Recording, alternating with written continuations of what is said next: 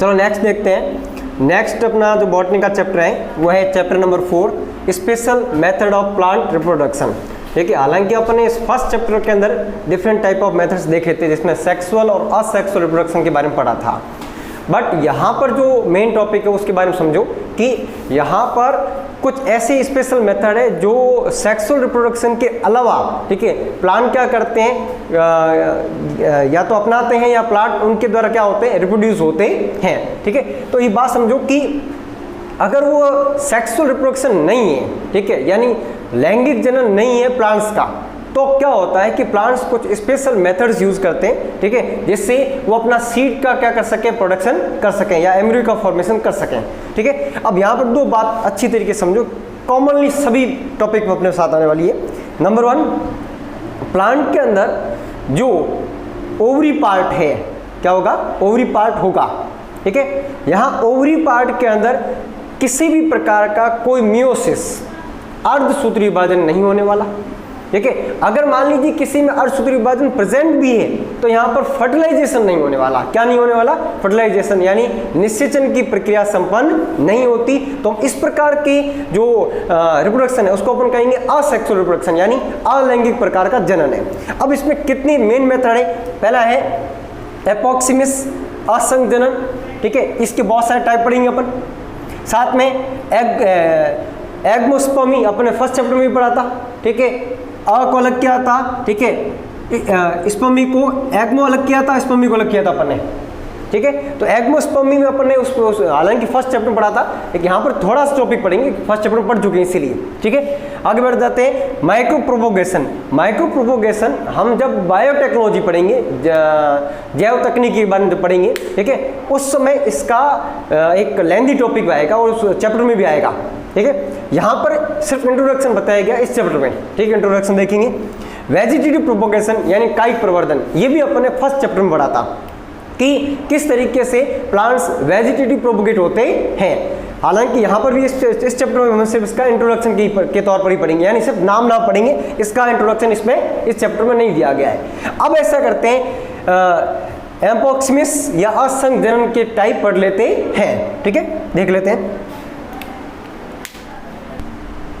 Okay, देखते हैं। देखो अब इसमें सबसे पहला जो टॉपिक था वो क्या था, एपोक्सिमिस, ठीक है, यानी असंग जनन। इसको डिफाइन करते हैं आगे, देखो हैंस विकनर के अनुसार, या कह सकते हैं अकॉर्डिंग टू हैंस विकनर, ठीक है, कि अगर किसी प्लांट्स में उसका जो फीमेल गैमेटोफाइट है उसमें अगर मियोसिस नहीं होता और फर्टिलाइजेशन नहीं होता और सीधा ही सीधा किसका फॉर्मेशन हो जाता है, एम्ब्रियो का फॉर्मेशन हो जाता है या सीड का फॉर्मेशन हो जाता है, इसको अपन क्या कहते हैं, एपोक्सिमिस या असंग जनन कहते हैं। ये तो होगी डेफिनेशंस। अब इसकी मेन दो टाइप है, हालांकि इसके 4 टाइप और है, ठीक है, वो बाद में पढ़ेंगे। पहले इसके 2 टाइप देखते हैं। पहला जो टाइप है वो कह रहा है बीजाणु उद्भिद, ठीक है, यानी स्पोरोफाइटिक, जिसे अपन एडवेंटिव एम्ब्रियोनी, ठीक है, के नाम से जानते हैं। क्या नाम दिया, स्पोरोफाइटिक। स्पोरोफाइटिक का उल्टा कौन सा, दूसरा कौन सा हुआ, गैमेटोफाइटिक। तो पहला कौन सा है, बीजाणु उद्भिद, दूसरा कौन सा है, युग्मकोद्भिद। हालांकि अपन ने 11th में ये दोनों वर्ड अच्छी तरीके से पढ़े हैं कि प्लांट का जो लाइफ साइकिल होती है वो 2 पार्ट में कन्वर्ट होती है, ठीक है। ये एक तो वो सोमेटोफाइटिक हो सकती है, दूसरा गैमेटोफाइटिक हो सकती है, यानी 2 वर्ड आते थे अपने पास, बीजाणु उद्भिद और युग्मकोद्भिद, ठीक उसी प्रकार है। अब होगा क्या, तुम्हें ये ध्यान रखना है कि कौन सी सेल एम्ब्रियो फॉर्मेशन में काम आ रही है, ठीक है। तो पहला पॉइंट ध्यान रखना, formation of embryo by 2n cell, किससे हो रहा है, 2n सेल से हो रहा है, ठीक है। अब 2n सेल फीमेल गैमेटोफाइट की ही होगी, किसकी, फीमेल गैमेटोफाइट की ही होगी। एग्जांपल के तौर पर न्यूसेल्स और इंटैगमेंट, दोनों की दोनों क्या होती है, 2n सेल होती है। यहाँ पर एम्ब्रियो का फॉर्मेशन देखना है, हो किससे रहा है, फीमेल गैमेटोफाइट से हो रहा है। बट ऐसी सेल जो n थी नहीं, पहले से क्या थी, डिप्लॉइड सेल के तौर पर थी, द्विगुणित कोशिका के तौर पर थी, ठीक है। बीजांडकाय, किसका, बीजांडकाय या अध्यावरण से किसका निर्माण हो रहा है, भ्रूण का निर्माण हो रहा है। दोनों वर्ड अपने अच्छी तरीके समझो। पहला तो बीजांडकाय पता है, दूसरा कौन सा पता है, अध्यावरण। अध्यावरण 2 प्रकार के होते हैं, ठीक है, आंतरिक और बाह्य, ठीक है, इंटर और या कह सकते हैं नाम क्या दिया था अपन ने उसको, आउटर और इनर, दो इंटैगमेंट थे, दोनों में से किसी भी सेल से हो जाए, ठीक है। अब यहाँ मेन जो बात थी वो ये थी, क्या थी, यहाँ पर डिप्लॉइड सेल काम में ली जा रही है, इसीलिए इसको नाम क्या दिया, स्पोरोफाइटिक नाम दिया। अब गैमीट हम पहले से जानते हैं, गैमीट हमेशा क्या होते हैं, एन होते हैं, क्या होते हैं, एन। अगर भूल जाओ तो इस वर्ड को पकड़ना, युग्मक, युग्मक हमेशा पहले से क्या होते हैं, एन होते हैं। हमेशा कहीं पर भी अगर हम गैमेट्स की बात करते हैं वो पहले से क्या होते हैं, एन होते हैं। आगे बढ़ जाते हैं, देखो गैमेटोफाइटिक एपोक्सिमिस में क्या होता है, देखो फॉर्मेशन ऑफ एम्ब्रियो बाय एन आ गया, ठीक है, उसकी जगह क्या था 2n, इसमें आ गया एन। एम्ब्रियो सैक, अब एम्ब्रियो सैक जो है वो किससे बन रहा है, किससे, एन सेल से बन रहा है। अब इसके कितने टाइप हो सकते हैं, दो टाइप हो सकते हैं। नंबर 1, अगर अनफर्टिलाइज्ड एग सेल काम में ली जा रही है, यानी अनफर्टाइल एग सेल से क्या बन रहा है, एम्ब्रियो का फॉर्मेशन हो रहा है, तो इसको अपन कहते हैं पार्थेनोजेनेसिस। क्या नाम देते हैं, पार्थेनोजेनेसिस, ठीक है। अनिषेक जनन, अनिषेक जनन, ठीक है, बनाना या कह सकते हैं केले में अपन को देखने को मिलता है, वो इसी प्रकार का देखने को मिलता है, ठीक है। यानी उसमें एम्ब्रियो का फॉर्मेशन हो गया, लेकिन इसमें सीड प्रेजेंटेशन नहीं होगी, ठीक है। आगे बढ़ जाते हैं, ठीक है। यहाँ पर देखो सीड का प्रेजेंटेशन न होने का कारण एक कारण और है, क्या, यहाँ पर सिर्फ एन है या 2n है ही नहीं, पहली बात तो, ठीक है। और सीड जो होता है वो हमेशा क्या होता है, वो 2n में होता है, ठीक है। यहाँ पर कहीं अपने जाइगोट फॉर्मेशन के नाम देखा क्या, ठीक है। जब जाइगोट फॉर्मेशन नहीं हुआ, ठीक है, यानी यहाँ पर क्या नहीं हुआ, यहाँ पर फर्टिलाइजेशन नहीं हुआ, ठीक है। और यहां पर एक हिसाब से देखा जाए तो एन काम में ली जा रही है, तो एन काम में ली जा रही है, यहां पर म्यूसिस हुआ, इसका मतलब अर्धसूत्री विभाजन तो हुआ है, ठीक है, क्योंकि एन सेल तो बन चुकी है यहां पर, ठीक है। आगे बढ़ जाते हैं, अदर एन सेल, अगर दूसरी एन सेल्स, अब ये बात समझो, एम्ब्रियो सैक के अंदर अदर एन सेल,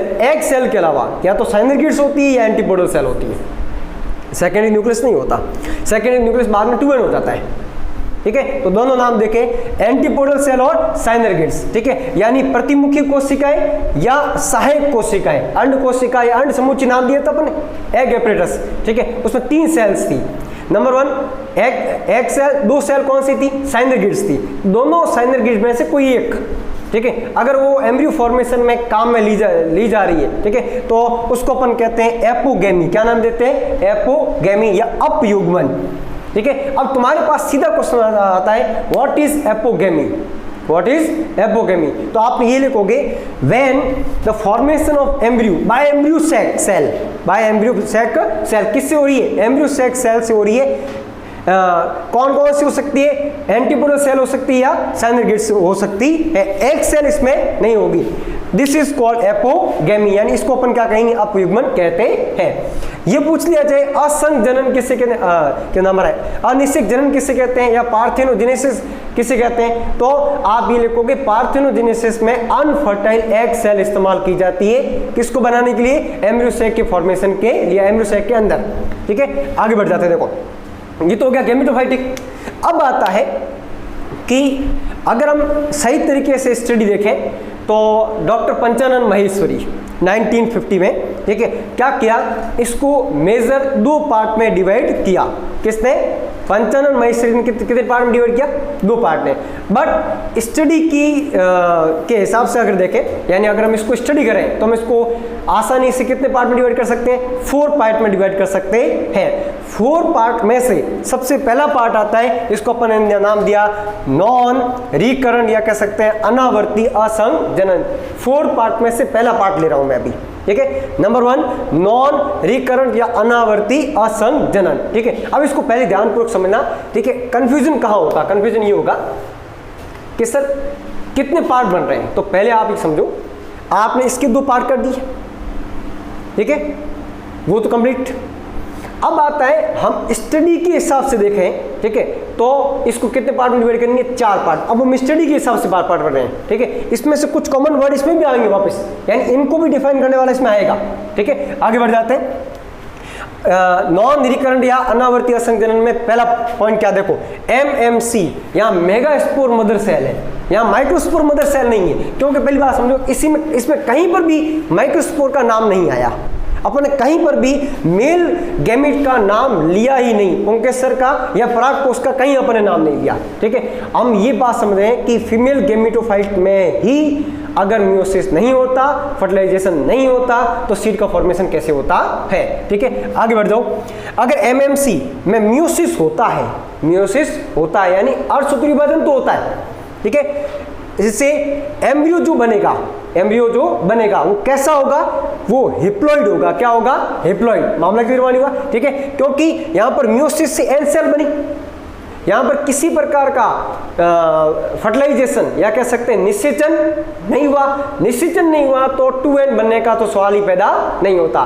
तो इस एन सेल से ही क्या बन गया, एम्ब्रियो बन गया। ठीक है, इसको अपन कहते हैं हेप्लॉइड पार्थेनोजेनेसिस। क्या नाम दिया, हेप्लॉइड पार्थेनोजेनेसिस। अब यहां सोचने वाली बात है, सर आपने इसको पार्थेनोजेनेसिस वर्ड नाम क्यों दिया।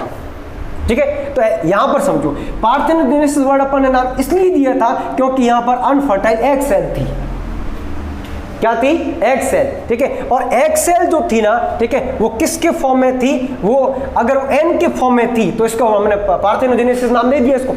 ठीक है, तो इसमें और इसमें एक डिफरेंस याद रखना, व्हाट इज पार्थेनोजेनेसिस और व्हाट इज हिप्लॉइड पार्थेनोजेनेसिस, ये वर्ड याद रखना। ठीक है, यहां पर अपन ने पर्टिकुलर एग सेल का नाम नहीं लिया है।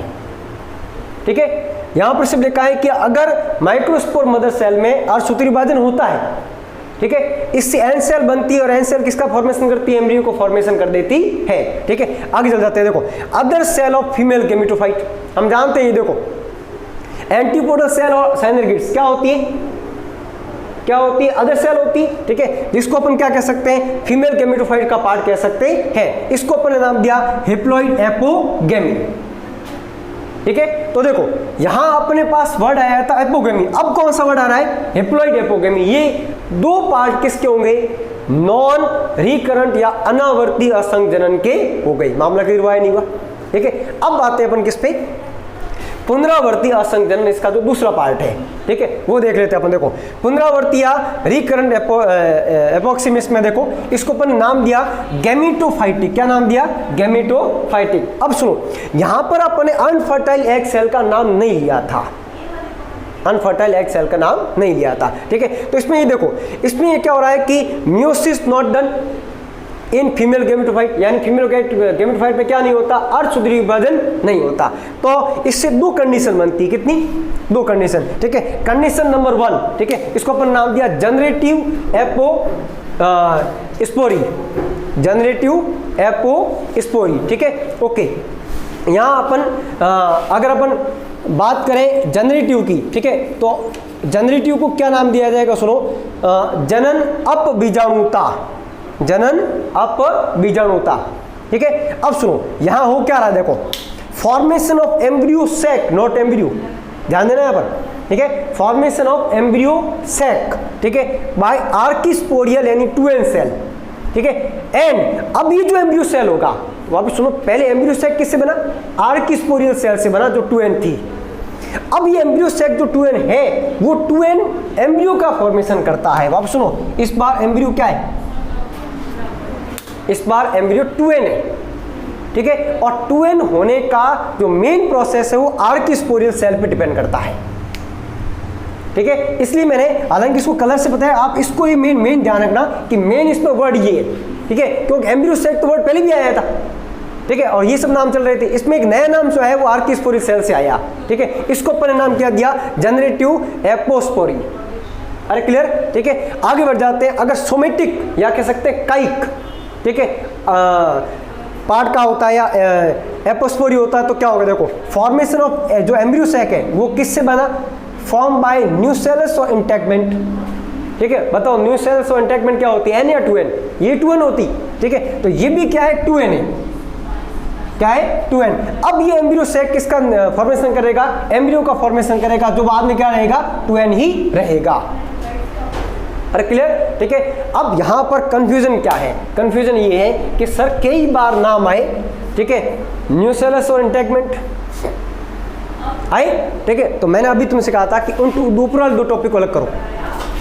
अलग कर दिया, ठीक है। मैंने कहा था वापस कॉमन वर्ड आएगा, तो आपने क्या करना है, आपने जब इसको 4 पार्ट में डिवाइड करना है, ठीक है। तो ये समझो कि पहला पार्ट कितने पार्ट में, 2 पार्ट में, जिसमें आपको हिप्लॉइड का ही नाम लेना है।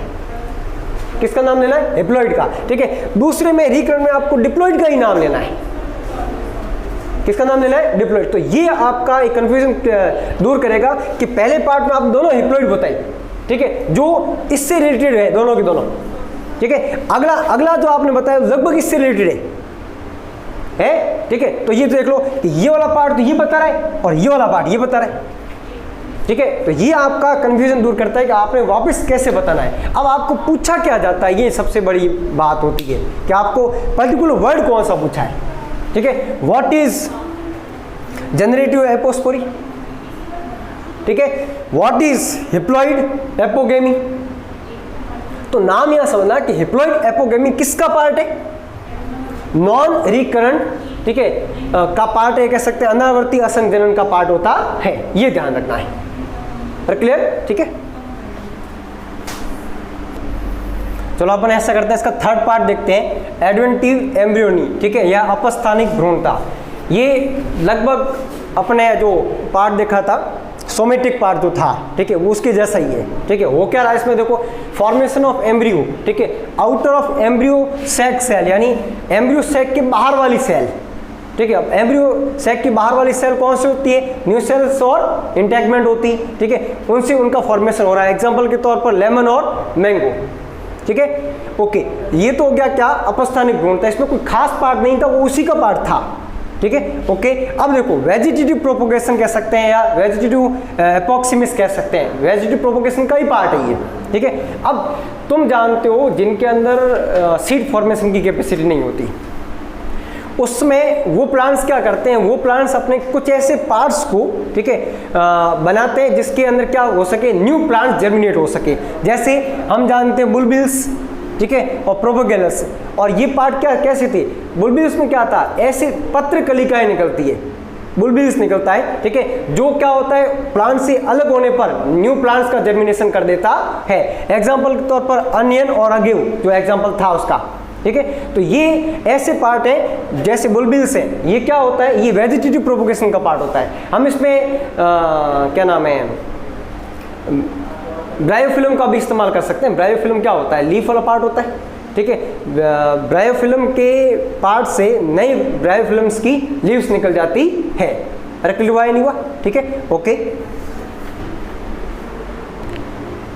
चलो सेकंड टॉपिक देखते हैं। पहला टॉपिक जो पूरा हुआ, उसके बाद का आता है एग्मोस्पर्मी, ठीक है। एग्मोस्पर्मी का मतलब होता है अनिषेक बीजता, ठीक है। 2 वर्ड जो आपको कंफ्यूज करेंगे, अगर इसकी जगह वर्ड आता है जनन, अनिषेक जनन, ठीक है, तो वर्ड अपन पहले पढ़ चुके, ठीक है। लेकिन अनिषेक बीजता आता है, ठीक है, तो क्या हिंदी में ये सब कंफ्यूज करने वाला है, यहाँ इंग्लिश में तो कोई दिक्कत वाली बात ही नहीं है, ठीक है। वो पार्थेनोजेनेसिस था, ये वर्ड ही अलग है अपने आप ही, ठीक है, तो इसमें कोई दिक्कत वाली बात नहीं होगी इंग्लिश मीडियम के लिए। हिंदी मीडियम समझ गए ना, अनिषेक जनन अनिषेक बीजता, ठीक है। वहां हम एम्ब्रियो की बात कर रहे थे, किसकी, भ्रूण की बात कर रहे थे। यहाँ अपन किसकी बात करेंगे, सीड की बात करेंगे, बीज की बात करेंगे, ठीक है। देखो formation of seed by any 2n cell of ovule, embryo cell तो आएगा नहीं, ठीक है, कौन आएगा, कोई भी 2n सेल जो है ओव्यूल की, वो अगर फॉर्मेशन कर देते, या कोई जनरल सेल भी, जो जनरल सेल,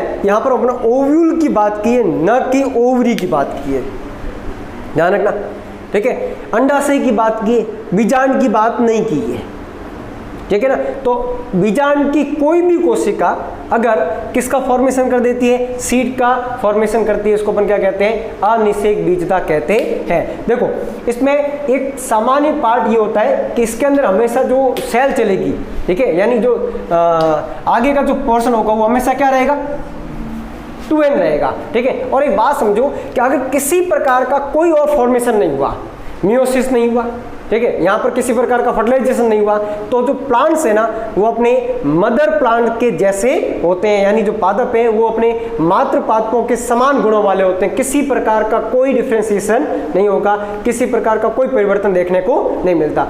लाभ क्या है, लाभ ये है कि अगर हम एक ही गुण को पीढ़ी दर पीढ़ी बनाए रखना चाहते हैं तो इस मेथड का इस्तेमाल कर सकते हैं। समझ आई नहीं है? ठीक है, जनरेशन टू जनरेशन एक ही प्रकार के सिम्टम्स को अगर रखना चाहते हैं, ठीक है। देखो हमारी प्रॉब्लम क्या है, हमारी प्रॉब्लम ये है कि जो चेंजेबल फैक्टर है उसको तो हम भी नहीं रोक सकते।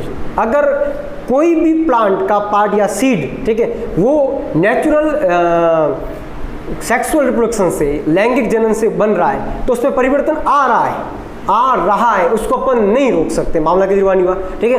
अब अपन को कुछ ऐसे पार्ट चाहिए या प्लांट चाहिए, ठीक है, जिनके सिम्टम्स हम बदलना नहीं चाहते और वो लगातार उसी फॉर्म में रखना चाहते हैं, ठीक है। तब हमें किसकी तरफ देखना पड़ेगा? ऐसे पार्ट की तरफ देखना पड़ेगा जो बिल्कुल चेंज नहीं होता, जैसे ये। यानी हम एग्रीकल्चर में कहीं कहीं अपने कुछ नीड्स को पूरा करने के लिए इस तरीके के कंडीशंस भी क्रिएट करते हैं ताकि हमारे उसमें किसी प्रकार का जनरेशन टू जनरेशन फॉर्मेशन में दिक्कत ना आए। रखलिवानी हुआ, ठीक है, ओके। चलो आगे चलते हैं। माइक्रो प्रोपोगेशन, सूक्ष्म प्रवर्धन, ठीक है। एक हिसाब से हम इसको टिश्यू कल्चर भी कहते हैं।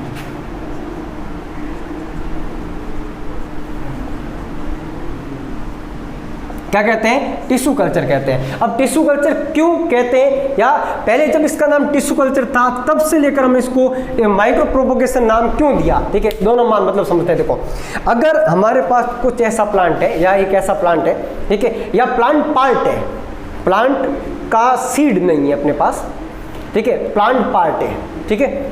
एक और इसका एक एग्जांपल लेते हैं कि हमें स्टडी करने पर, या हमने जब प्लांट्स के ऊपर स्टडी की तब हमें कुछ ऐसे प्लांट्स मिले जिनमें सीड फॉर्मेशन की कैपेसिटी नहीं है, ठीक है।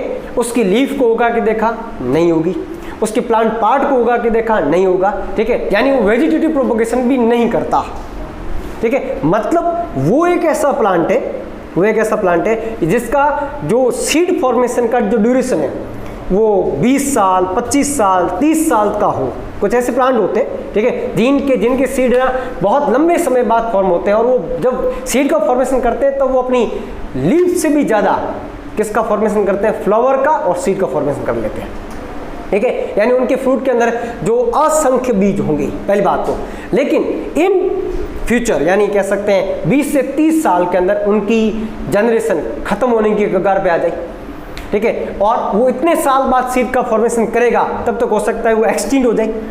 इस कंडीशन को बचाने के लिए, या ऐसे प्लांट जो एक्सटिंक्ट की तरफ बढ़ रहे हैं उनको भी बचाने के लिए हमने एक नया मेथड निकाला जिसको क्या कहते हैं? माइक्रो प्रोपोगेशन कहते हैं, सूक्ष्म प्रवर्धन कहते हैं, ठीक है। एग्जाम्पल के तौर पर आप जो मैं टॉपिक बोल रहा हूँ ना, तुम ये समझना कि हम एक लैब में काम कर रहे हैं। किसके अंदर? लैब में काम कर रहे हैं। मुझे एक ऐसा प्लांट मिला जिसको मुझे उगाना है, उसका जर्मिनेशन करना है। तो मैंने क्या किया, उसकी लीफ या इसका स्टेम का पार्ट काटा, ठीक है। मैं उसका स्टेम का पार्ट लेके आया। ध्यान दो कि ये एक स्टेम है, ठीक है। स्टेम में तुम जानते हो एक नोड होता है, एक इंटर नोड होता है। नोड से क्या निकलती है? लीफ निकलती, ठीक है। इसको अपन क्या कहते हैं? इंटर नोड कहते हैं। इसको अपन क्या कहते हैं? नोड कहते हैं, ठीक है। पर्व और पर्व संधिया, ठीक है। इसको अपन कहते हैं पर्व संधिया, इसको कहते हैं पर्व, ठीक है। पर्व से कभी भी लीफ नहीं निकल सकती, पर्व संधियों से हमेशा लीफ निकलती है, या बर्ड, ठीक है। कलिका जो है ना वो हमेशा इस लीफ के पास में होगी, ठीक है। अगर ये लीफ है तो ये कौन है? बर्ड है। कौन है? बर्ड। और तुम जानते हो नई ब्रांच हमेशा किससे निकलती है? बर्ड से निकलती है, कलिका से निकलती है, ठीक है। अब हमें ये समझना होगा कि कलिका या बर्ड के पास न्यू सेल्स है जो बनने वाली, यानी उनके अंदर कह सकते हैं ग्रोथ का एक हार्मोन होगा, या कह सकते हैं ग्रोथ की कैपेसिटी उनके पास है। ये तो ग्रोथ कर चुकी, ठीक है। अब मैं ऐसा पार्ट लेना है जिसमें ग्रोथ का फॉर्मेशन हो, या कह सकते हैं सेल हो, ठीक है। अब अगर मैं एक सेल लेते हैं, क्या लेते हैं? सेल। तो सेल में एक चीज होती है उसका प्रोटोप्लास्ट, ठीक है। और सेल में जो सबसे मेजर पार्ट, जो जिंदा रखने वाला पार्ट होता है वो कौन होता है? प्रोटोप्लास्ट ही होता है, ठीक है। इसलिए हम इसको जीवद्रव्य के नाम से भी जानते हैं, ठीक है, ओके। या तो आप कोई प्रोटोप्लास्ट ले लो सेल का, या पूरी सेल ले लो। सेल नहीं लेते हो तो टिश्यू ले लो, टिश्यू नहीं लेते हो तो ऑर्गन ले लो, ठीक है। या कभी कभी कंप्लीट सिस्टम। अगर मैं लीफ लेता हूं तो क्या है? ये कंप्लीट सिस्टम है। अगर मैं लीफ का एक पार्ट लेता हूं, ठीक है, तो वो क्या है? उसका ऑर्गन है, ठीक है। अब मैं उस पार्ट के टिश्यू ले लेता हूं तो टिश्यू हो गया अपने आप ही, टिश्यू की और सेल का ले सकता हूं, ठीक है। ये मेरा एक एम हो गया, मैं प्लांट का कौन सा पार्ट लूंगा, मामला क्लियर हुआ, ठीक है। ये इसका फर्स्ट स्टेप होता है। अब मुझे एक ऐसा कल्चर मीडियम चाहिए जिसके अंदर मैं इनका जर्मिनेशन कह सकता हूं या इनकी ग्रोथ करवाना चाहता हूं। मुझे क्या चाहिए, एक कल्चर मीडियम चाहिए, मामला क्लियर हुआ, ठीक है। तो मैं उस लीफ को या कह सकते ब्रांच को काट के लेके आया, इतना सा पार्ट के काट के लेके अपने लैब में लेके आया, ठीक है। अब हमने एक वॉच ग्लास के अंदर, वॉच ग्लास समझते हो, ठीक है, वॉच ग्लास के अंदर थोड़ा सा अल्कोहल लिया, ठीक है। इस अल्कोहल को मैंने इसके अंदर रख दिया, ठीक है। ऐसा मैं इसलिए करता हूं ताकि मैं इसका सरफेस स्टेरिलाइजेशन कर सकूं। क्या कर सकूं, सरफेस स्टेरिलाइजेशन, सतही निर्जमीकरण, ठीक है। सतही मतलब समझ गए, उसकी सतह पर से निर्जमीकरण का मतलब होता है कितने माइक्रो ऑर्गेनिजम्स हैं उनको क्या करना, डिस्ट्रॉयड करना, ठीक है।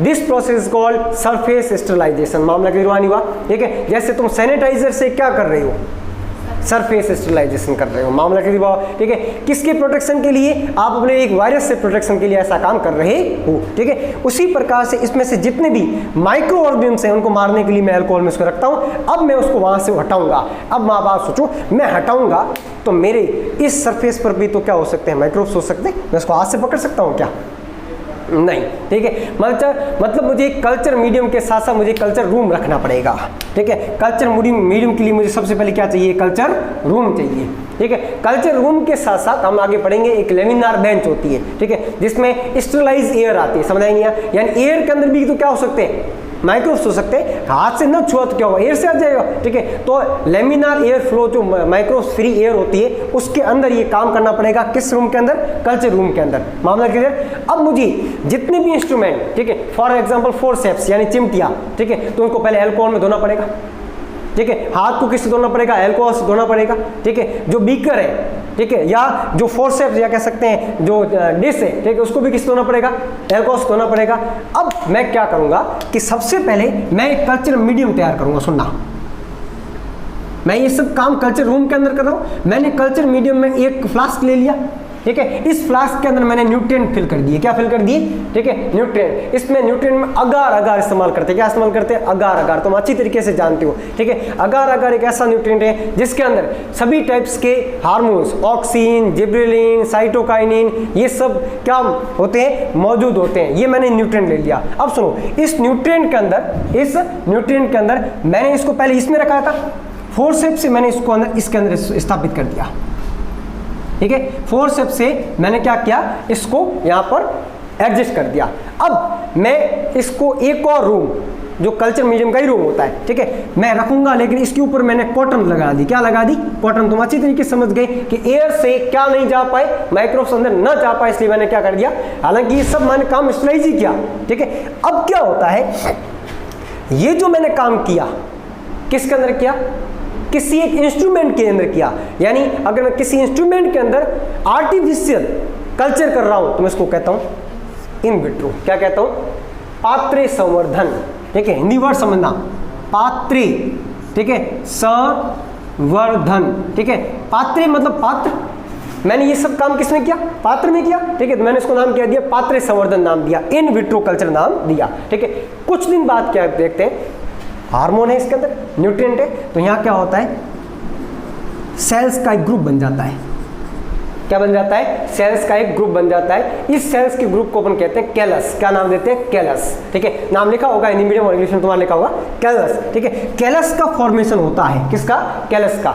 अब ये जो ग्रुप ऑफ सेल्स है, अब प्लांट की विशेषता क्या होती है, सुनो, प्लांट की विशेषता ये होती है कि पर सेल एक नई प्लांट का फॉर्मेशन कर सकती है। मान लीजिए इसके साथ मेरे पास 100 सेल आई, कितनी आई, 100 सेल, तो कितने प्लांट्स बनने वाले, 100 प्लांट बनने वाले हैं, ठीक है। अब तुम सोचो कि जब सभी सेल से रूट, स्टेम और लीफ का फॉर्मेशन हो जाए किसके अंदर, कल्चर रूम के अंदर हो जाए, ठीक है। तो मुझे इस कल्चर रूम से उसको दूसरे रूम में शिफ्ट करना पड़ेगा। इसके लिए मुझे क्या करना पड़ेगा, इस बीकर में 100 पौधे तैयार हुए, इसको मैंने वापस सरफेस स्टेरिलाइजेशन करके प्लांट्स को अलग किया, सभी को अलग अलग गमले में लगाया, ठीक है, और कल्चर मीडियम के अंदर रख दिया। ये भी किसके अंदर, लैब के अंदर है। अब लैब के अंदर मेरा टेम्परेचर कितना है, 25 डिग्री सेल्सियस है मेनली, ठीक है। अब मैं इसको क्या करूंगा, इसको बाहर उगाने के लिए, यानी अब ये तैयार है, ठीक है, इस तैयार प्लांट्स को हम कहते हैं क्या है,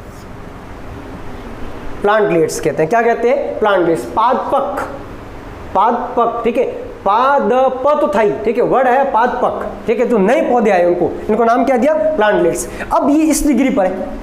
अब मुझे ये बात बताओ, जो बच्चा पैदा होता है, ठीक है, उसको क्या हम सीधा ही, ठीक है, बाहर निकाल के लेके आ जाते हैं कि लोग, या उसको कपड़े में ढका जाता है, ढका जाता है। क्यों ढका जाता है, क्योंकि उसकी स्किन अभी सीधा इस सन रेज के सामने प्रोटेक्ट नहीं कर पाएगी। मामला क्लियर होने हुआ। ठीक उसी प्रकार ये जो प्लांट है, ठीक है, इसके पास जो सेल्स है उसके पास इतना हार्डिफिकेशन, ठीक है, सॉलिडिफिकेशन नहीं है जिसके द्वारा वो क्या कर सके, बाहर वाले टेम्परेचर को सहन कर सके। इसलिए हम क्या करते हैं, 5-5 डिग्री के टेम्परेचर से रूम शिफ्ट करते हैं। 10 दिन रखा इस पर, फिर अगले 5 दिन या 2 दिन रखा किस पर, इस पर, ठीक है। और अगर बाहर वाला टेम्परेचर इतना है, ठीक है, तो हम और अगर एक रूम में शिफ्ट करेंगे या उसका टेम्परेचर इंक्रीज करेंगे उसी रूम में, ठीक है, ताकि ये टेम्परेचर बाहर वाले टेम्परेचर से क्या हो जाए, मैच खा जाए। अब इसको हम कहाँ लेके आ सकते हैं, नर्सरी में ला सकते हैं। तो तुमने देखा होगा नर्सरी में जो लाखों पौधे एक साथ आते हैं, ठीक है, उनका पार्ट टिश्यू कल्चर ही होता है। इसको अपन क्या कहते हैं, माइक्रो प्रोपोगेशन कहते हैं। तो इसमें जो मेन वर्ड है उसको आप इस तरीके से समझ गए कि हमने लैब में क्या काम किया, और लैब में जो काम किया वो अपन को वर्ड भी समझ में आ गए। ये माइक्रो प्रोपोगेशन का पार्ट हम बायोटेक्नोलॉजी में स्टेप बाय स्टेप पढ़ेंगे, ठीक है। Okay, thank you. चलो अपन 4th चैप्टर का जो नेक्स्ट टॉपिक है, माइक्रो प्रोपोगेशन के बाद का जो टॉपिक है, सूक्ष्म प्रवर्धन के बाद का जो टॉपिक है वो है पॉली एम्ब्रियोनी या बहुभ्रूणता, ठीक है। ये क्या होता है इसके बारे में समझते हैं। पहले समझना, कुछ ऐसे प्लांट्स होते हैं जिनका जो सीड होता है, या अपन उसको जाइगोट कह सकते हैं, सीड कह सकते हैं, एम्ब्रियो कह सकते हैं, ये दोनों वर्ड, ये तीनों वर्ड इस्तेमाल कर सकते हैं, ठीक है। निश्चित पार्ट भी कह सकते हैं, यानी जो फर्टिलाइजेशन पार्ट होता है, हम सब जानते हैं इन सब का मीनिंग तो एक ही होता है, ठीक है। जो सीड है वो जर्मिनेट होता है, बीज उगता है, उगने पर वो भ्रूण का निर्माण करता है। अब जो उसके अंदर भ्रूण है, ठीक है, उससे नए नव पादप बनने वाले हैं। अगर ऐसा होता है कि एक बीज से एक से अधिक भ्रूण निकलते हैं, ठीक है, एग्जाम्पल के तौर पर ये एक सीड है, इस सीड से हम ये देखते हैं कि प्रांकुर और मूलांकुर के तौर पर, जिसमें यहाँ से पत्तियाँ निकलती हैं, ठीक है, वो, और ये क्या हो गया, मूलांकुर। अब देखो इसमें क्या हुआ कि एक और पार्ट ऐसा बन गया, ठीक है, ये एक और पार्ट बन गया और ये एक और पार्ट बन गया, यानी सीड कितना था इस बार, सीड एक ही था, ठीक है, लेकिन इससे एम्ब्रियो कितने निकल रहे हैं, एम्ब्रियो कितने निकल रहे हैं, 3 एम्ब्रियो निकल रहे हैं, ठीक है। ऐसी कंडीशन में हम इसको क्या कहते हैं, पॉली एम्ब्रियोनी कहते हैं। नॉर्मली ये सभी प्लांट्स में नहीं पाया जाता। पहले अपन को ये समझना है कि एक सीड से एक से ज़्यादा एम्ब्रियो का फॉर्मेशन क्या होता है, पॉली एम्ब्रियोनी कहलाता है। हिंदी में कहें तो एक बीज से एक से अधिक भ्रूणों का विकास होना क्या कहलाता है, बहुभ्रूणता कहलाता है। 1719 के अंदर सबसे पहले एंटोनी वॉन ल्यूवेनहॉक, ठीक है, ने संतरे में एक से अधिक भ्रूणों का अध्ययन किया, ठीक है। मतलब समझ गए ना, किसने, एंटोनी वॉन ल्यूवेनहॉक ने क्या देखा कि संतरे के एक ही बीज से एक से अधिक भ्रूणों का विकास हो रहा है, ठीक है। ओके, कॉमनली जिम्नोस्पर्म्स के अंदर ये पाया जाता है। पॉली एम्ब्रियोनी कॉमनली किसमें पाई जाती है, जिम्नोस्पर्म्स के अंदर पाई जाती है। एंजियोस्पर्म्स के अंदर कॉमनली ये नहीं पाई जाती। कुछ प्लांट्स ऐसे होते हैं, जैसे देखो संतरा हो गया, नींबू हो गया, दोनों की फैमिली भी एक ही, ठीक है। इसके बाद में जामुन है, अनियन या कह सकते हैं प्याज है, ठीक है। और ये कुछ ऐसे कॉमन प्लांट्स है जिनके अंदर क्या पाई जाती है, पॉली एम्ब्रियोनी पाई जाती है। अब बात आती है, सर पॉली एम्ब्रियोनी जो है वो किस मेन कारण के कारण होती है या उसका कॉज क्या होता है। तो उसके कॉज मैंने इस ब्लैक बोर्ड में लिखे हैं। पहला है विदलन बहुभ्रूणता। अब देखो, जब भी जाइगोट बनने वाला होता है, ठीक है, तो जाइगोट बनने के बाद की जो प्रोसेस होती है उसको अपन कहते हैं क्लीवेज। क्या कहते हैं, क्लीवेज, ठीक है। वापस सुन लो, युग्मनज के बाद की प्रक्रिया क्या कहलाती है, विदलन कहलाती है। हालांकि उसके बाद में कोरक, ठीक है, गैस्टुला और ब्लास्टुला आती है। तो पूरक अवस्था से पहले वाली अवस्था कौन सी होती है? क्लीवेज अवस्था, यानी कह सकते हैं विदलन अवस्था होती है। विदलन अवस्था में क्या होता है? एक से अधिक एम्ब्रियो का फॉर्मेशन हो जाता है, यानी जो सेल थी ना, ठीक है, वो क्लीवेज के दौरान एक से अधिक एम्ब्रियो बना देती है। तो सीड में पहले से ही, यानी इस सीड में पहले से ही एक एम्ब्रियो की जगह कितने बन गए? एक से ज्यादा एम्ब्रियो बन गए। तो इसको अपन क्या कहते हैं? क्लीवेज पॉलीएम्ब्रियोनी या विदलन बहुभ्रूणता कहते हैं। सेकंड आ जाओ, ये कह रहा है अंड कोशिका के अतिरिक्त किसी अन्य कोशिका से भ्रूण का निर्माण होना, ठीक है। अब अंड कोशिका के अतिरिक्त हम जानते हैं अगर कोई भ्रूण कोश है तो उसके अंदर साइनरगिड्स यानी अंड समुच्चय, ठीक है, अंड समुच्चय के पास वाले कौन सा था? इसका नाम अपन ने था सहायक कोशिका, ठीक है। साइनरगिड्स कितनी होती है? 2।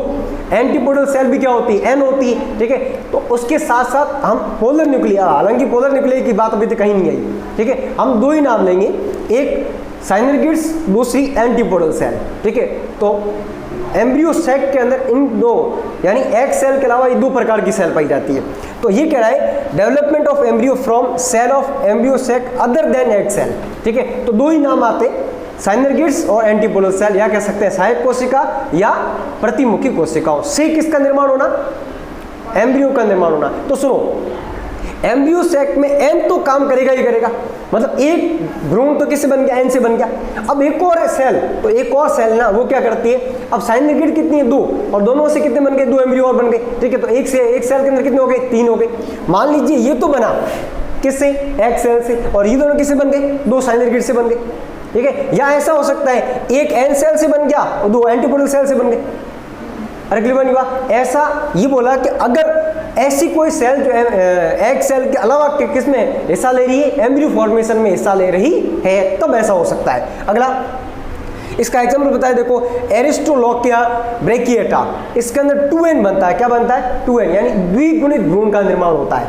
बट आर्जीमोन मैक्सिकाना में अगुणित भ्रूण का निर्माण होता है। ये बात समझना, अगुणित भ्रूण का निर्माण होता है। अब बात आती है सर अगुणित भ्रूण का जर्मिनेशन, बिल्कुल हो सकता है जर्मिनेशन, ठीक है। लेकिन अगर हम अगुणित भ्रूण को द्विगुणित भ्रूण में परिवर्तित करना चाहें, या कह सकते हैं डिप्लॉइड जो एम्ब्रियो है, ठीक है, वो तो नॉर्मली होता है। अगर हिप्लॉइड हो जाए तो हम उसको क्या कर सकते हैं? कॉल्चिसिन एक सॉल्यूशन आता है जिसके अंदर डुबो करके उसको किस में कन्वर्ट कर सकते हैं? डिप्लॉइड में, या एन से किस में कर सकते हैं? 2n में कन्वर्ट कर सकते हैं। ये आगे का प्रोसेस आएगा अपना। ओके, आगे बढ़ जाते हैं। बीजांड में एक से अधिक भ्रूण कोषों का निर्माण होता है। अब सुना, ज्यादातर एक बीजांड में एक भ्रूण कोष होता है, एक ओव्यूल के अंदर एक एम्ब्रियो सैक बनता है। नॉर्मली ये सब में पाया जाता है। कभी कभी कैसा होता है कि एक ओव्यूल में एक से अधिक एम्ब्रियो सैक यानी भ्रूण कोषों का निर्माण हो जाता है। अब तुम जानते हो एक भ्रूण कोष तो एक अंड कोशिका, यानी फर्टिलाइजेशन उसका हुआ, ठीक है। तो 99% उसका तो सीड बनना ही बनना है, ठीक है। अब एक ही सीड के अंदर, सीड तो एक ही बना, ठीक है। सीड एक क्यों बना? क्योंकि सर वो जो ओव्यूल था वो तो एक है, ठीक है, लेकिन इसके अंदर एम्ब्रियो सैक एक से ज्यादा, मान लो समझ के इससे बढ़ गए। तो ऐसी कंडीशन में जो फर्टिलाइजेशन हुआ सब में हुआ, ठीक है। अब एक सीड के अंदर 1 2 3 4 फर्टिलाइजेशन हुए, तो जो नए प्लांट्स हैं वो कितने निकलेंगे? 4 निकलेंगे, ठीक है। ओके, अगला आता है न्यूसेलस। अब हम जानते हैं इसको अपन ने वेजिटेटिव के नाम से नाम दिया था, ठीक है। ओके, तो न्यूसेलस को अपन ने नाम दिया था एडवेंटिज एम्ब्रियो, ठीक है। ये होता कैसे? हमेशा 2n होता है, इसको हम अच्छे तरीके से जानते हैं, ठीक है। मतलब क्या हुआ? सुना, एक ओव्यूल के अंदर 2n काम कर रहा है, फर्टिलाइजेशन हो गया वहां पर, ठीक है। उससे तो एम्ब्रियो बनेगा ही बनेगा, साथ में इससे भी बन जाएगा, इससे भी बन जाएगा। इसका मतलब एक से ज्यादा एम्ब्रियो निकले एक सीड में, ठीक है। तो ये भी अगर हेल्प करे, यानी न्यू सेल्स से भी क्या बन जाए? एक नया एम्ब्रियो बन जाए, तो उसको अपन क्या कहते हैं? न्यू सेल्स टाइप का एम्ब्रियो फॉर्मेशन कहते हैं, जो क्या बनाएगा? बाद में पॉली एम्ब्रियो बनाएगा, ठीक है। तो ये तो हो गया टॉपिक, तुम्हारा टॉपिक कौन सा? पॉली एम्ब्रियोनी और कॉज ऑफ पॉली एम्ब्रियोनी, ठीक है। ओके ओके, चैप्टर 5 देखते हैं। चैप्टर 5 है प्लांट वाटर रिलेशन या पादप जल संबंध, ठीक है। यहाँ से अपन इसकी नई यूनिट या सेकेंड यूनिट की तरफ से स्टार्ट कर रहे हैं। अपन फर्स्ट यूनिट पूरी हो चुकी है, सेकेंड यूनिट का फर्स्ट चैप्टर है प्लांट वाटर रिलेशन पादप जल संबंध। ये यूनिट बाकी सभी यूनिट्स यानी 10 यूनिट्स हैं, उनमें सबसे ज़्यादा मार्क्स का वेटेज रखती है। यूनिट छोटी भी है लेकिन इसके मार्क्स क्या है, ज़्यादा है। ठीक है, 9 मार्क्स की है। कितनी? 9 मार्क्स की है।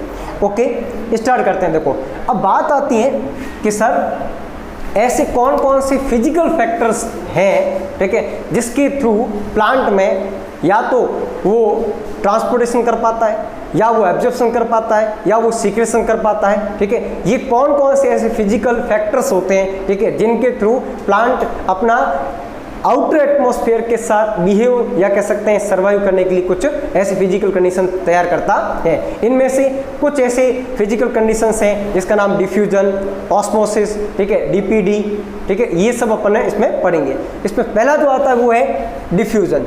ओके, हालांकि तुमने इसके बारे में पहले पढ़ा है, कोई नई चीज़ नहीं है। अगर कोई मॉलिक्यूल हाई रीजन से लो रीजन की तरफ मूवमेंट करता है, हमेशा किसी भी मॉलिक्यूल का मूवमेंट कहाँ से होता है, the region of higher concentration to the region of lower concentration. ठीक है, मतलब समझो अधिक सांद्रता वाले भाग से निम्न सांद्रता वाले भाग की ओर। क्लियर वाली बात? ठीक है, वापस सुन लो, इसको मैं इंग्लिश में नहीं बल्कि हिंदी में लिख रहा हूँ, सुनना। अधिक सांद्रता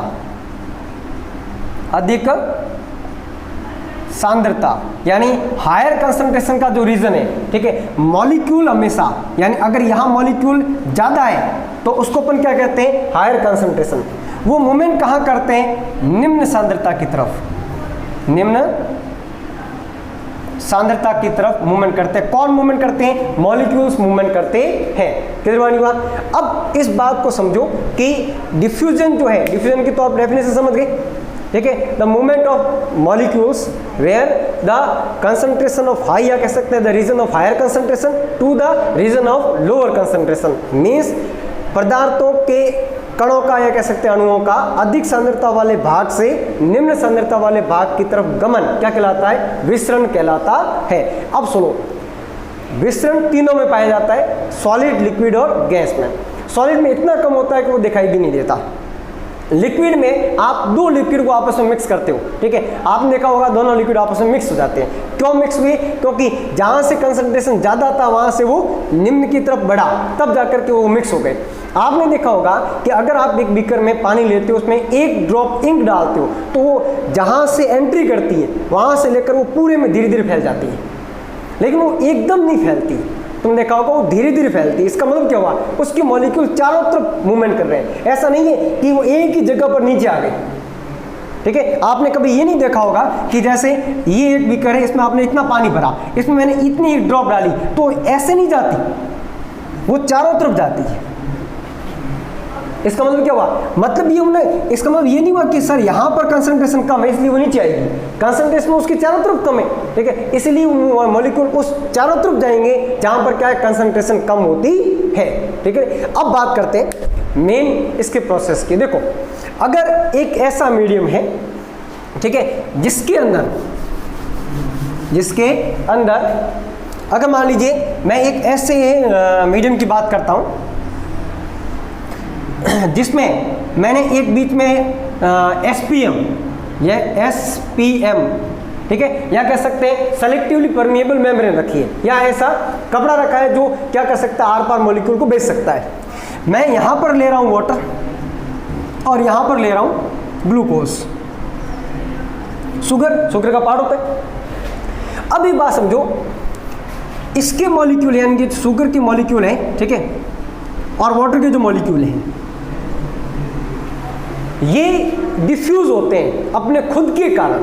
किसके कारण, अपने खुद के कारण। मामला कितनी बड़ी बात, डिफ्यूजन हमेशा मॉलिक्यूल के खुद की कंसंट्रेशन के कारण होता है। लाइन यहां समझना, किसकी कंसंट्रेशन, खुद की कंसंट्रेशन के कारण होता है। ऐसा नहीं है कि यहां पर शुगर के मॉलिक्यूल ज्यादा है इसीलिए यहां पर मूवमेंट कर रहे हैं।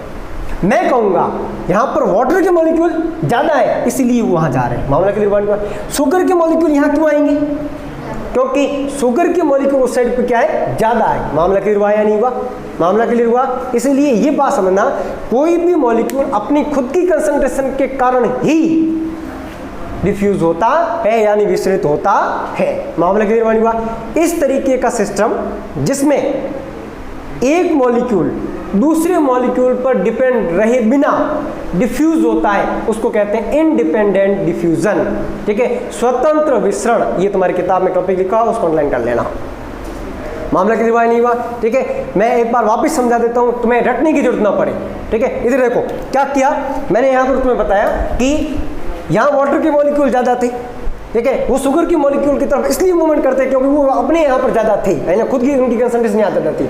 ग्लूकोज के मॉलिक्यूल अपने साइड में ज्यादा थे, इसीलिए वो लो कंसंट्रेशन की तरफ बढ़ेंगे। ठीक है, मतलब अगर दो मिश्रण ठीक है अगर आपस में घुलनशील होते हैं तो वो अपनी ही सांद्रता के कारण ठीक है दूसरी तरफ क्या करते हैं, गमन करते हैं। एक मॉलिक्यूल यानी एक पदार्थ का दूसरे पदार्थ पर कोई प्रभाव नहीं पड़ता, इसको अपन क्या कहते हैं, स्वतंत्र विसरण कहते हैं या इंडिपेंडेंट डिफ्यूजन कहते हैं। ओके, तो ये टॉपिक अपन को समझाया, यहाँ अपन दो टॉपिक देखे, डिफ्यूजन और इंडिपेंडेंट डिफ्यूजन यानी विसरण और स्वतंत्र विसरण। अब आता है फैक्टर इफेक्टिंग डिफ्यूजन, यानी वो कौन कौन से फैक्टर है जो डिफ्यूजन प्रोसेस को क्या करते हैं, इफेक्ट करते हैं। पहला आता है टेम्परेचर।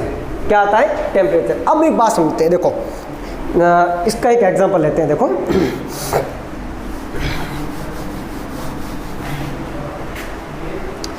ये देखो आपने क्या किया, एक स्टैंड, ठीक है, इस स्टैंड के नीचे एक बर्तन लगाया और आपने यहाँ पर एक बीकर लिया। इस बीकर में आपने क्या किया, आइस की जो स्लाइस आते हैं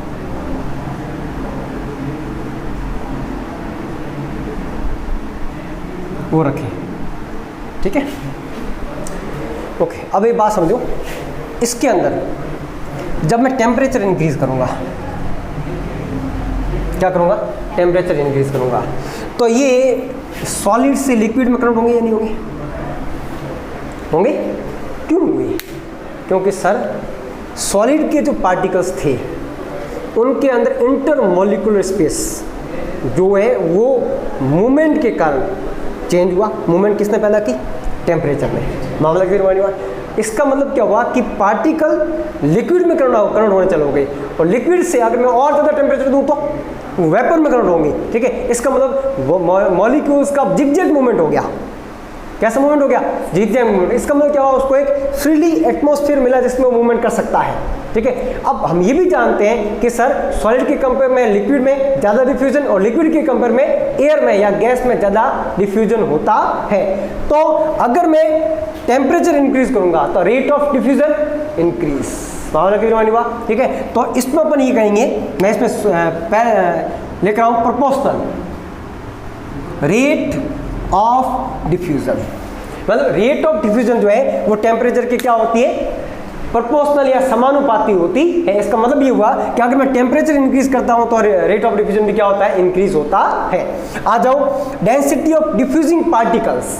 ठीक है, इधर देखो, अगर मैं इसकी जगह यानी आइस की जगह मैं वाटर लेता तो उसमें डिफ्यूजन जल्दी होता या आइस में जल्दी होता?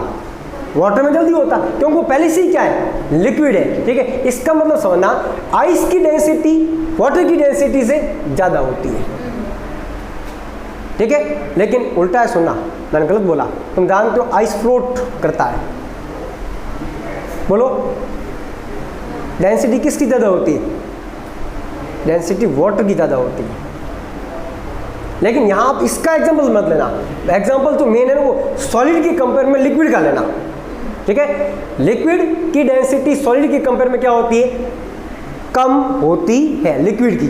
ठीक है, ऐसी कंडीशन में लिक्विड में डिफ्यूजन क्या होगा, ज़्यादा, और सॉलिड में डिफ्यूजन क्या होगा, कम। अब आ जाओ गैस और लिक्विड। ठीक है, तो इसमें डिफ्यूजन जल्दी किस में होगा, गैस में होगा। अरे क्लियर हुआ नहीं हुआ? ठीक है, इसका मतलब क्या हुआ कि density of diffusing particle is proportional to the, ठीक है, रेट ऑफ डिफ्यूजन। मामला क्लियर नहीं हुआ? ठीक है, अगर डेंसिटी ज़्यादा है, डेंसिटी ज़्यादा है, ठीक है, तो प्रोपोर्शनल होगी? नहीं हो सकती। क्यों नहीं हो सकती? क्यों नहीं हो सकती? इनवर्सली प्रोपोर्शनल होगी, क्योंकि अगर डेंसिटी ज़्यादा होगी तो डिफ्यूजन क्या हो जाएगा, डिफ्यूजन कम हो जाएगा। ठीक है, इसीलिए अपन इसको लेते हैं 1/रूट। ये समझना, ठीक है, यानी अगर आप इसको ये देखना चाहते हो को सही तरीके से क्या होगा तो ये रूट में लेना पड़ेगा। किसमें? रूट में। मतलब तुम ये समझ के कि डेंसिटी रेट ऑफ डिफ्यूजन के इन्वर्सली प्रोपोर्शनल होती है। क्या होती है? इन्वर्सली प्रोपोर्शनल होती है। डेंसिटी जिसकी ज़्यादा होगी उसका रेट ऑफ डिफ्यूजन क्या हो जाएगा? कम हो जाएगा। आगे आ जाते हैं diffusion pressure gradient. Diffusion pressure gradient अपन को ये कहता है कि अगर एक एरिया में पार्टिकल्स ज़्यादा हो गए, सुनो पार्टिकल ज़्यादा हो गए, ठीक है, तो वहाँ पर प्रेशर ग्रेडियंट इंक्रीज हो गया, ठीक है। अब वो कहाँ जाएंगे? Higher to low. ये खुद कह रहा है जहां पर कंसंट्रेशन ज्यादा होती है वहां से किसकी तरफ बढ़ते हैं? वो लो कंसंट्रेशन की तरफ बढ़ते हैं। तो डिफ्यूजन प्रेशर ग्रेडियंट ये कहता है कि प्रेशर ग्रेडियंट मॉलिक्यूल के कारण जहां ज्यादा हो जाता है वो लो प्रेशर की तरफ क्या करता है? मूवमेंट कर जाता है। तो इसको भी अपन क्या कह सकते हैं, ये इसके क्या होगी? प्रोपोर्शनल होती है। अगर ये इंक्रीज हो गया तो ये भी क्या हो जाएगा? डिफ्यूजन में क्या हो जाएगा? इंक्रीज हो जाएगा। तो ये तो हो गए 3 मेजर कारण। अब आता है जो महत्व है या कह सकते हैं इसका डिफ्यूजन को हम किस किस में देखते हैं। पहला बोल रहा है कि O2 CO2 का जो एक्सचेंज होता है प्लांट में, ठीक है, वो किसके थ्रू होता है?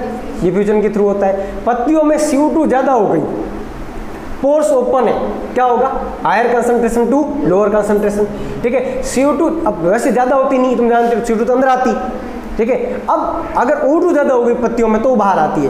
बाहर वाली CO2 अंदर कैसे आती है? Higher concentration to lower concentration, ठीक है। अगला टॉपिक बोल रहा है कि जो जल वाष्प है या कह सकते हैं अपने नमी जो होती है, ह्यूमिडिटी जो होती है, ठीक है, वो भी डिफर करती है। वायुमंडल में जो पत्तियों से वाटर का मॉलिक्यूल बाहर आता है, ठीक है, वो किसके थ्रू? ट्रांसपिरेशन के थ्रू, ठीक है, इवोपरेशन कह सकते हैं अपन।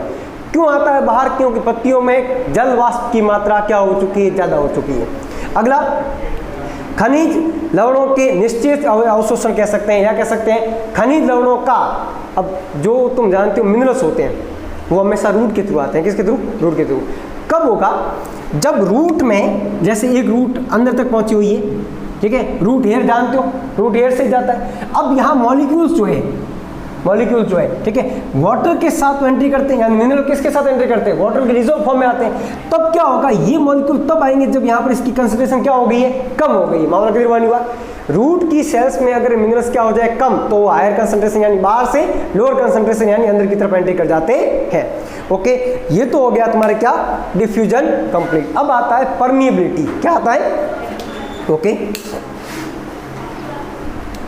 ओके, नेक्स्ट टॉपिक है वो है परमिएबिलिटी। क्या है? परमिएबिलिटी। अब परमिएबिलिटी के अंदर अपन क्या क्या देखने वाले हैं वो एक बार समझो। इसको देखो, सबसे पहले तुम्हें ये समझना पड़ेगा, कोई भी सॉल्यूशन होता है ना, ठीक है, ध्यान दो, अगर कोई सॉल्यूशन है उस सॉल्यूशन के अंदर 2 चीज होती है, एक होता है सॉल्यूट और एक होता है सॉल्वेंट, ठीक है। मैं हिंदी में लिख रहा हूं, सॉल्यूशन यानी विलयन। इस विलयन में 2 चीज होती है, पहली चीज होती है विलय, क्या होती है? विलय, और दूसरा होता है विलायक। अब विलय और विलायक के आधार पर तुम इस चारों को डिफरेंस कर सकते हो, कौन कौन सा परमिएबल होता है। तो सुनो, अगर कोई मेम्ब्रेन सॉल्यूट और सॉल्वेंट, ठीक है, दोनों को पार करने देती, यानी उस मेम्ब्रेन के थ्रू सॉल्यूट भी जा सकता है और सॉल्वेंट भी जा सकता है, ऐसी मेम्ब्रेन को अपन क्या कहते हैं? परमिएबल मेम्ब्रेन कहते हैं। मामला क्लियर हुआ? एग्जाम्पल के तौर पर सेल वॉल, ठीक है। अब आ जाओ डिफरेंशियली और सेलेक्टिवली। कुछ ऐसी मेम्ब्रेन होती हैं जो क्या करती हैं, इसको यानी सॉल्वेंट को तो पार करने देती है, बट कुछ ही सॉल्यूट को भी जाने देती है, लेकिन कुछ ही सॉल्यूट को पार करने देती है, ठीक है। ऐसी कंडीशन में एक चीज पार हुई, सारे सॉल्यूट पार नहीं हो सकते, कुछ ही सॉल्यूट पार हो सकते हैं, ठीक है। तो अपन उसको नाम क्या दिया? डिफरेंशियली। और क्या कर दिया उसने? कुछ को जाने दिया, कुछ को नहीं जाने दिया, तो क्या बन गई? सेलेक्टिवली परमिएबल, ठीक है। ये विविधात्मक या चयनात्मक, ठीक है, 2 वर्ड कह सकते हैं। पहला कौन सा? विविधात्मक, दूसरा कौन सा? चयनात्मक, पारगम्य, ठीक है, या परमिएबल। समझ गए? अब आता है कि इसके एग्जाम्पल कौन है? तो सेल मेम्ब्रेन और टोनोप्लास्ट, ठीक है। जानते हो टोनोप्लास्ट किसकी मेम्ब्रेन होती है?